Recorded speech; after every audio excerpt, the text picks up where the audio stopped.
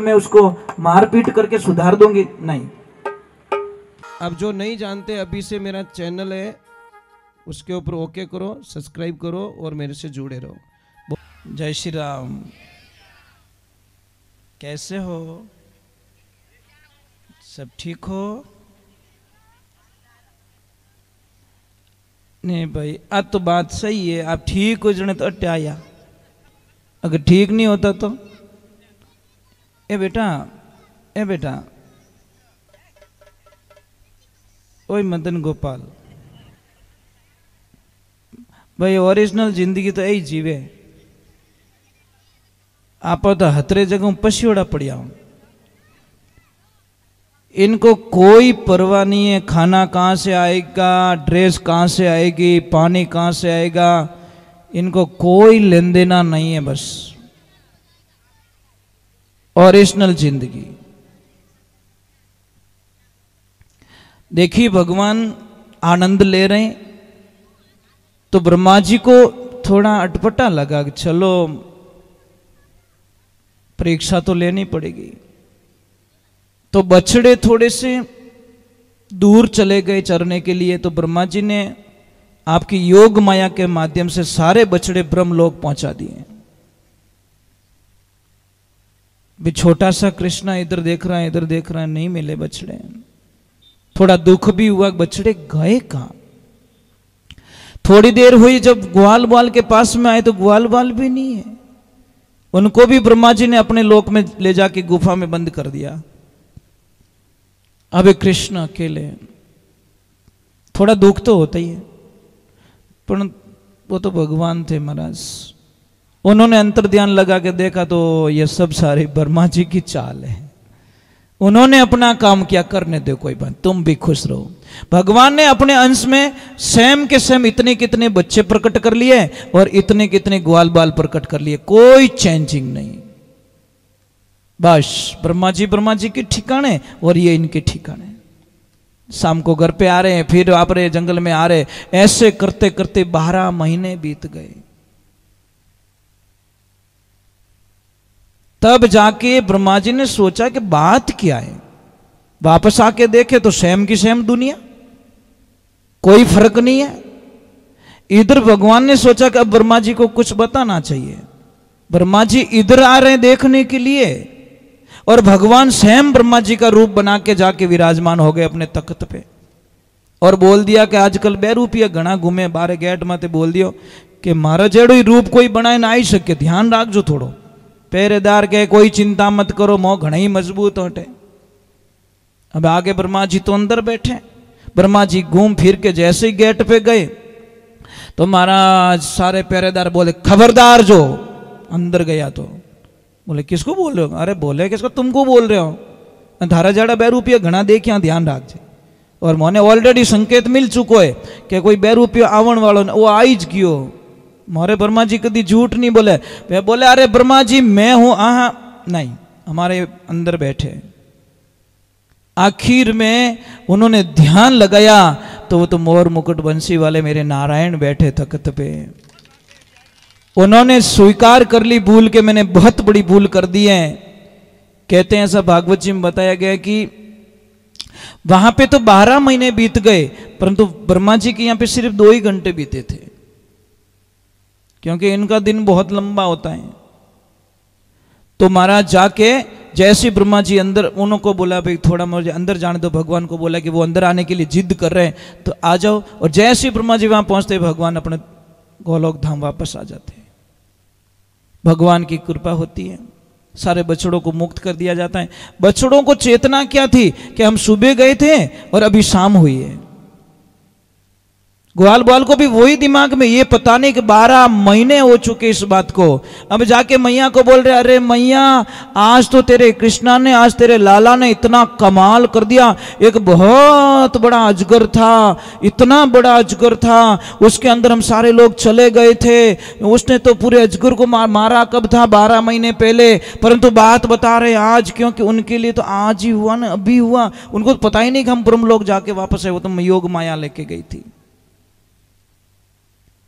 तो थोड़ा सा नंद बाबा को थोड़ा अटपटा लगा कि नहीं, अब ये जगह छोड़ने में ही फायदा है।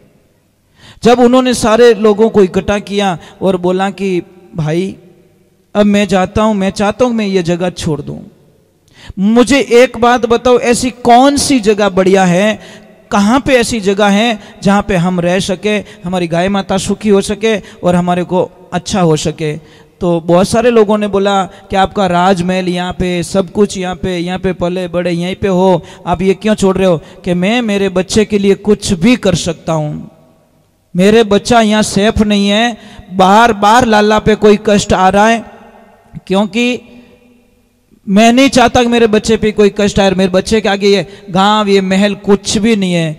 देखो एक बात बोलूं आपको, देखो माता पिता कैसे दयालु होते हैं, अपनी सारी जिंदगी की प्रॉपर्टी 1 मिनट में बच्चों को दे के चले जाते, 1 मिनट में।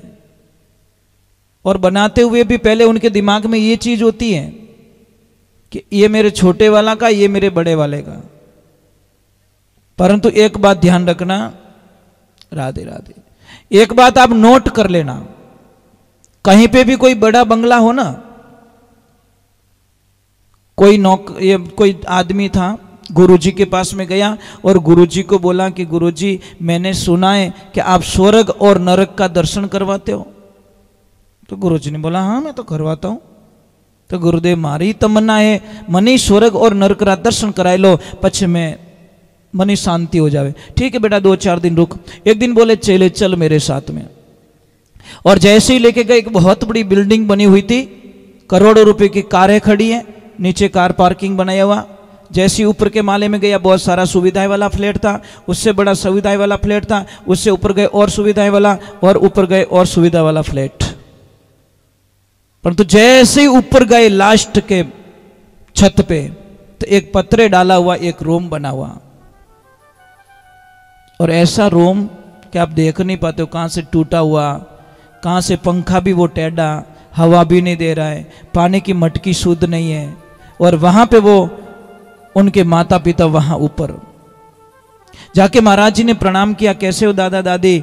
कि बस महाराज जी एक ही प्रार्थना करते हमेशा कि हम दोनों को सिर्फ मौत आ जाए, बस कुछ नहीं चाहिए हमको, कुछ नहीं चाहिए, सिर्फ मृत्यु आ जाए बस। और जब मृत्यु आ जाएगी तो हम सोचेंगे कि हमारा जीवन का पीछा छूटा। महाराज जी 4 बेटे हमारे हैं, 4 बहू है, सब करोड़पति अरबोंपति है, पर हमारे को सजा ऐसी दे के रखी है कि किसी से मिलने नहीं दिया जाता, कोई हमारे को टाइम पे पानी नहीं देता, 5-5 8-8 दिन बाद में एक बार पानी ला के देते हैं, कभी 4-4 दिन बाद में एक बार खाना मिल जाता है तो खा लेते, नहीं तो राम राम है ये। इतनी वरदान सुन के महाराज जी की आंखों में आंसू आ गए। ये सारा दृश्य वो भाई देख रहा था। अब नीचे उतर रहे, सारी बहुएं तैयार खड़ी गेट पे, महाराज जी मेरे घर पे आओ, महाराज जी मेरे घर पे आओ, महाराज जी मेरे घर पे आओ। महाराज जी ने देखा तक नहीं, और महाराज जी नीचे उतरते उतरते उतरते चले गए। और जैसे ही थोड़ा 2-4 गली छोड़ी आगे और एक बिल्डिंग बनी हुई थी, वो भी 4 माले की थी, पर नीचे ग्राउंड फ्लोर में बहुत बड़ा बढ़िया व्यवस्थाओं का आशियाना बना हुआ था। वहां पे बुजुर्ग दंपति, और जैसे ही महाराज जी वहां पे जाते हैं, वो बुजुर्ग दंपति हाथ जोड़ के खड़े होते, आइए गुरुदेव आइए, आसन पे विराजमान होइए। और माता ने एक आवाज लगाई कि बेटा, 4 बहुएं दौड़ के आई, 4 बेटे दौड़ के आए, और सारे पोता पोती सब दौड़ के आए। हाँ दादाजी दादी जी बोलिए क्या आदेश है आपका? कि बेटा कुछ नहीं, गुरुदेव आए, सब चरण छुओ। सब ने चरण छुए, प्रणाम किया, और सारे लोग बैठ के पालथी मार के, एकदम ऐसा लग रहा है पहले बैठे ही थे। महाराज जी ने वहां पे भी प्रणाम किया, वहां पे कुछ थोड़ा पानी आनी पिया, और फिर चेले को लेके चले गए।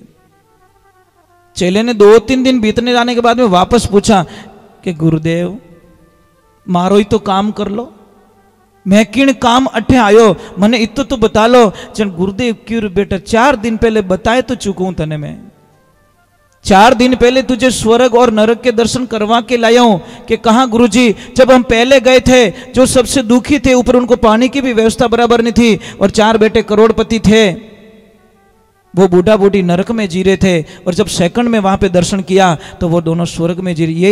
यहीं पे स्वर्ग है और यहीं पे नरक है। एक बात का ध्यान रखना महापुरुषों, अगर आपके बच्चे सिर्फ एक आवाज में आपके पास पहुंच जाए, उस दिन सोच लेना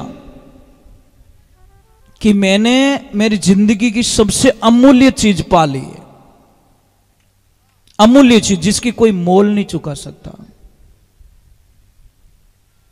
कोई बेटी थी, आदत इतनी गंदी पड़ चुकी उसकी, एनी टाइम मोबाइल या टीवी, मोबाइल या टीवी।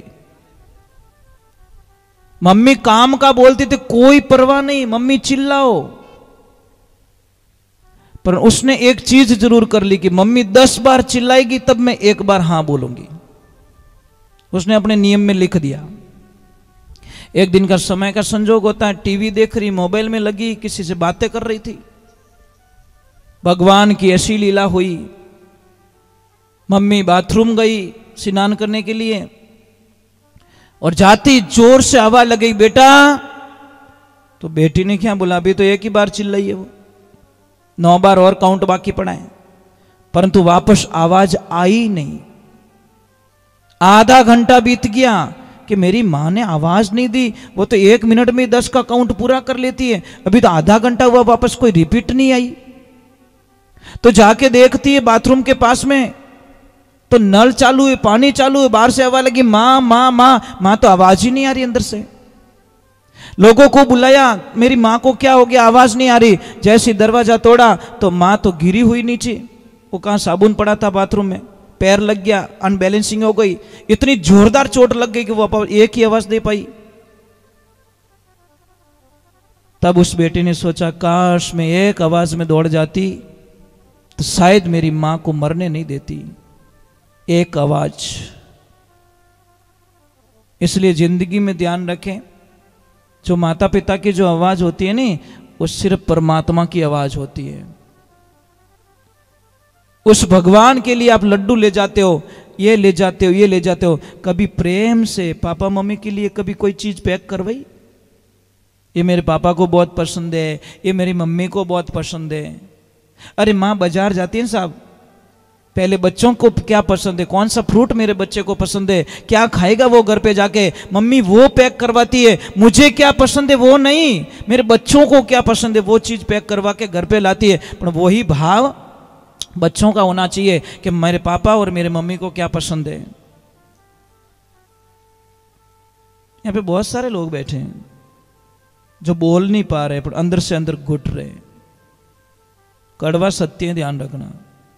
आप बोल भी नहीं पाओगे, मारो बेटो और मारी बेटी कहना में नहीं है, किन्ने कहो पंच भेड़ा करो कि गांव में ढिंडोरो पीटा हो, मारी बेटी कहना में नहीं है, थोड़ो ध्यान रख जो गांव वालों कह सको। हिम्मत नहीं है इतनी कि मारो बेटो ही कहनो नहीं, मने थोड़ो बाप जी ध्यान रख जो, मारू बाहर निकल गो, आउट निकल गए नहीं, वो बात को पूरी दबाने की कोशिश करेंगे कि कटी मिनका ठा पड़ जावेला। वारे कृष्णा वारे कृष्णा वारे कृष्णा।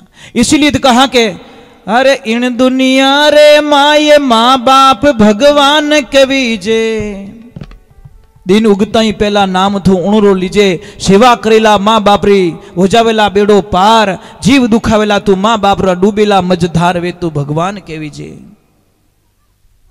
एक बात का ध्यान रखना है, ईश्वर का मतलब बता दीजिए मुझे। ईश्वर, यहां पे देखो बहुत बड़ी राज की बात, इस यहां पे शब्द रुक रहा है, थोड़ा स्टॉप कर रहा है, इस फिर वर लग रहा है, ये बता दो मुझे ईश्वर का अर्थ क्या होता है। हम रोज कहते हैं ईश्वर की मर्जी, ईश्वर की मर्जी, ईश्वर की मर्जी, पर ईश्वर कहते किसे, ये तो बता दो इनको।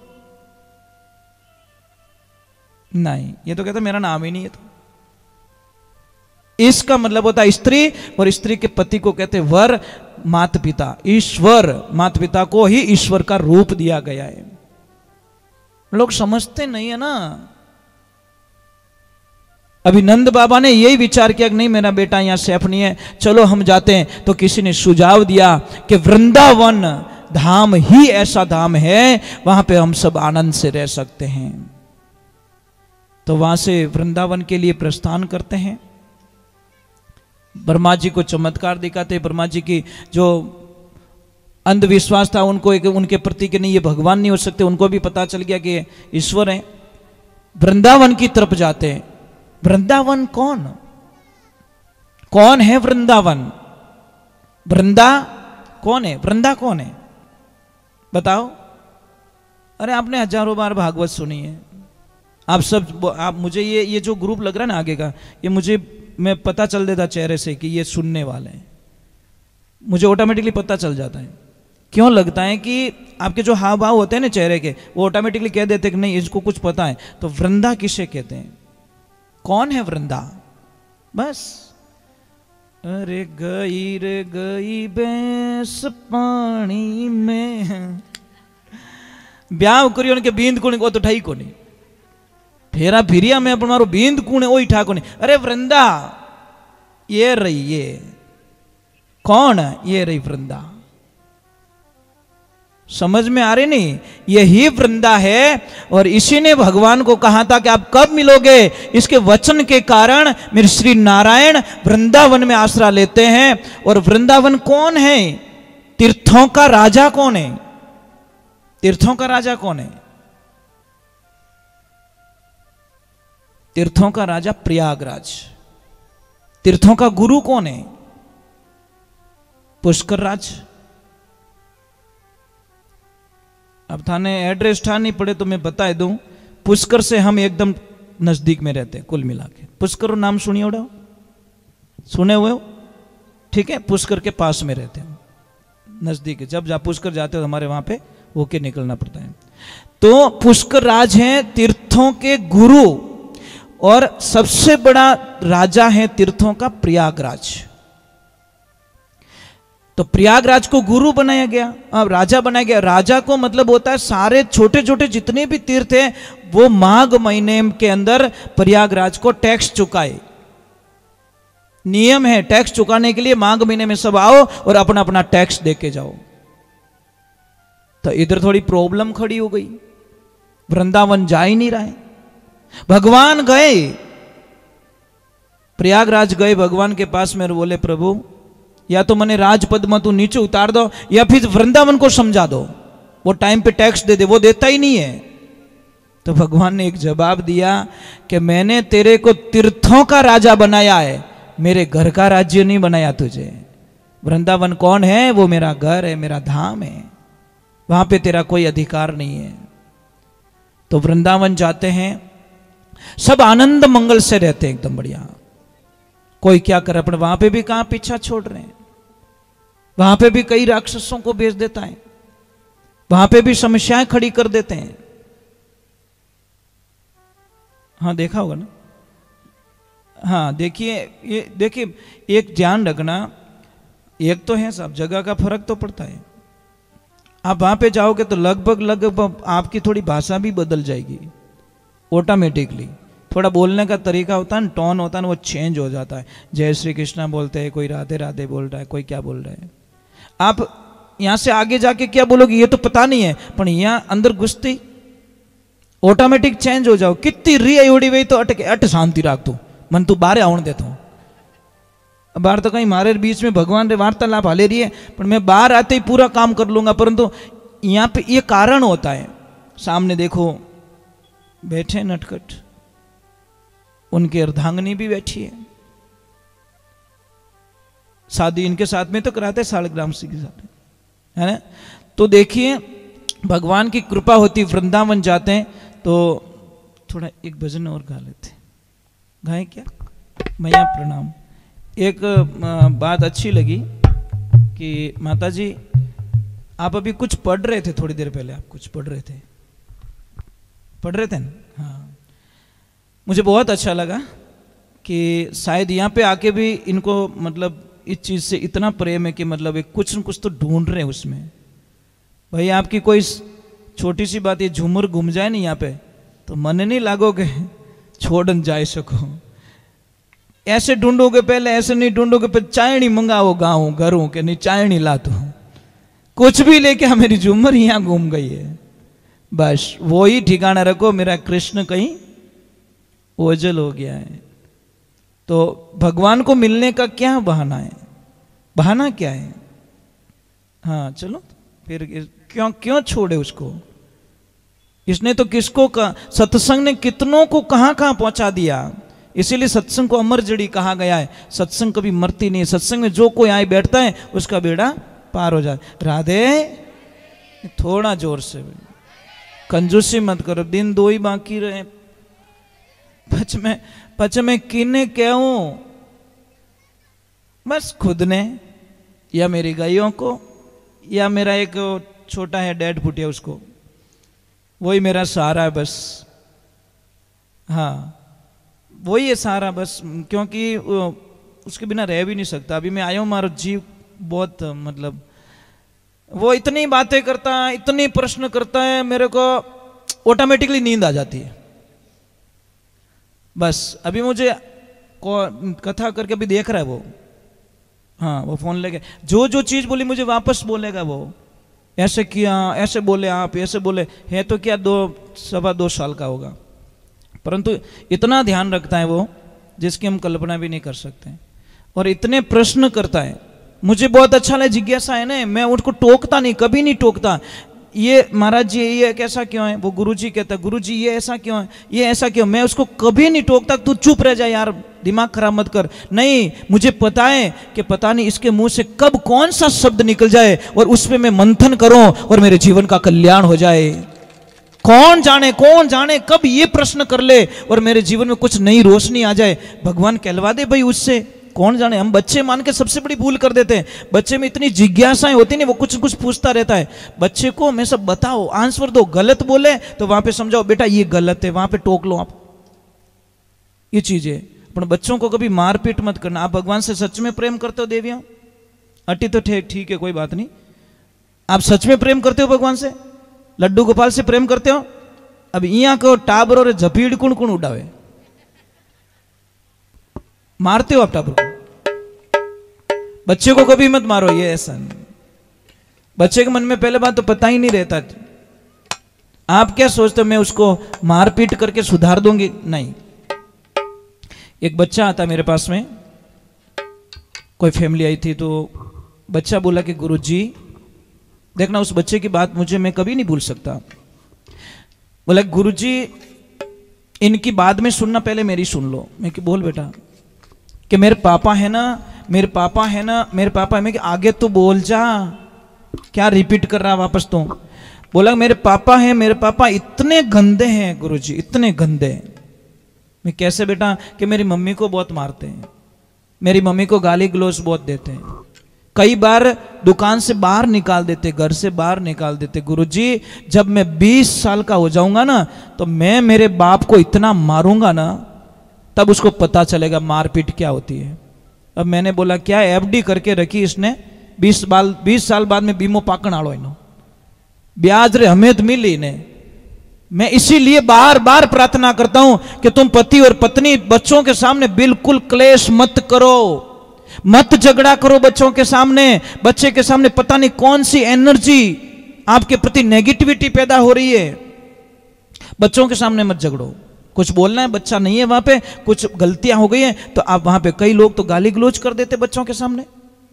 पत्नी पति का अपमान कर रही है और पति पत्नी का अपमान कर रहा है, मतलब बच्चों के सामने ही। और एक बात और राज की बता दूं आपको, आपकी बहू है ना, उसके सामने आपके बेटे को कभी मत डांटना। थार बेटा कोई गलती हो जावे, बीदनी सा नहीं है, उन टीम कहनो बेटा थारू आ भूल दियोड़ी है, पण बीदनी रहामी बोल जो मती, नहीं तो वो सूतली बम बन जावेला, ध्यान रखजो। क्योंकि बहू की सबसे बड़ी कमजोरी बता रहा हूं मैं। भाई बोलना, बेटे से गलती हो तो बोलो ना, कौन मना कर रहा है, पर बीदनी रहामी कभी हाका नहीं करना। और एक और पॉइंट बताऊं राज की बात, बीदनी रहामी, बीदनी रे पापा मम्मी री परिवार री कदी निंदिया नहीं करनी, कदीस नहीं। हामी कहनो बेटा थार मम्मी बहुत अच्छा है, थार पापा बहुत अच्छा है, थार भाई भाभी बहुत अच्छा है, कदीस नहीं कहनो थार पापा मम्मी एड़ा है। क्योंकि आपने सहन नहीं रेवे तो उन बंदी ने की सहन हो जाई।